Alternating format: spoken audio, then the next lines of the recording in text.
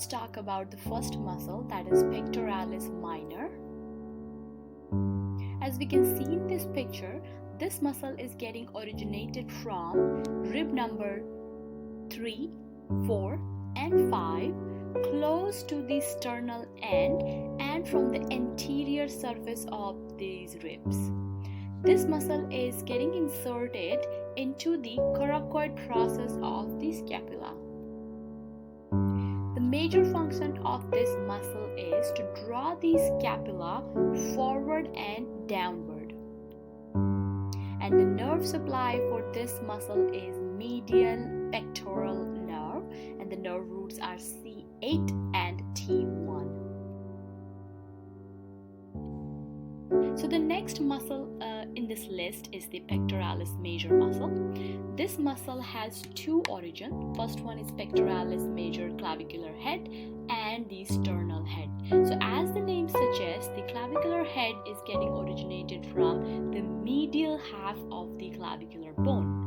The second one is the sternal head, so it's getting originated from the upper 6 costal cartilages. So basically 1 to 6, and also some fibers are getting originated from aponeurosis of the external oblique muscle.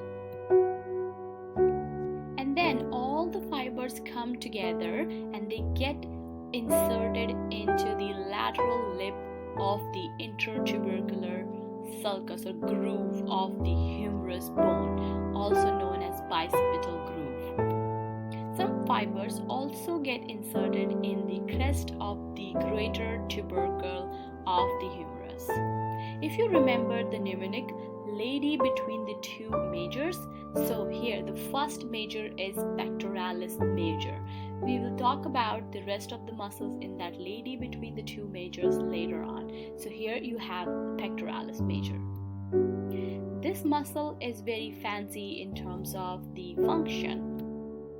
Let's first break it down into pieces and talk about the clavicular head first. So the clavicular head flexes the shoulder at glenohumeral joint, and the sternal head extends the arm at the glenohumeral joint from the flexed position. So if the clavicular head is helping to bring the arm up, the sternal head brings the arm back down. So clavicular head bringing it to the flexion, and the sternal head is bringing it from the flexion to the extended position. Next, we have some function of both these heads together. So clavicular and sternal head medially rotates the arm at the GH, glenohumeral joint, and they also abduct the shoulder at again glenohumeral joint. Nerve supply is lateral pectoral nerve to the clavicular head and medial pectoral nerve to the sternal head. But if you can just simply remember the pectoral nerve, it's good.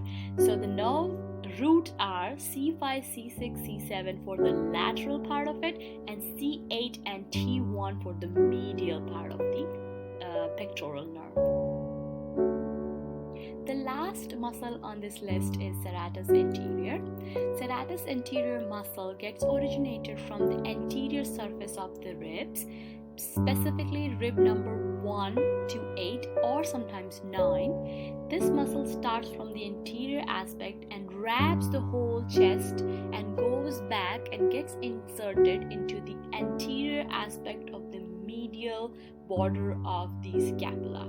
This is a beautiful diagram. It's already showing you what is happening, but if you want to picture it is, so scapula is resting on the thoracic cavity and it goes from the inside. So that's why they're calling it the anterior surface, because it's facing forward. So you can also call it inside, not the back side of it, but the inside.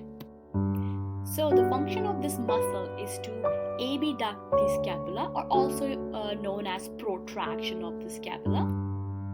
This also upwardly rotates the scapula while abducting the arm, and it's working as a stabilizer of the scapula by holding it close to the chest wall. The nerve supplied for this muscle is long thoracic nerve. Nerve root is C5, C6 and C7. Alright, I hope you are are clear with these three muscles